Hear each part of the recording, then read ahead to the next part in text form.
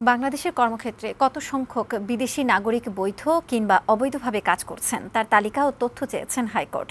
আগামী ৩ মাসের মধ্যে তাদের তালিকা জমা দিতে পুলিশ মহাপরিদর্শককে নির্দেশ দিয়েছেন আদালত। এছাড়া যারা অবৈধভাবে কাজ করছে তাদের বিরুদ্ধে ব্যবস্থা নিতে না পারা কেন অবৈধ নয় এ মর্মে রুলও জারি করা হয়েছে। মঙ্গলবার বিচারপতি মোস্তফা জামান ইসলাম ও বিচারপতি এস.এম. মাসুদ হোসেন দোলনের সমন্বয়ে গঠিত হাইকোর্টের বেঞ্চ রুল সহ এই আদেশ দেন। এর আগে বাংলাদেশের কর্মক্ষেত্রে কতজন বৈধ ও অবৈধ শ্রমিক কাজ করছেন তার তদন্তের নির্দেশনা চেয়ে হাইকোর্টে রিট করেন এক আইনজীবী। রিটের প্রাথমিক শুনানি নিয়ে এ আদেশ দেন হাইকোর্ট।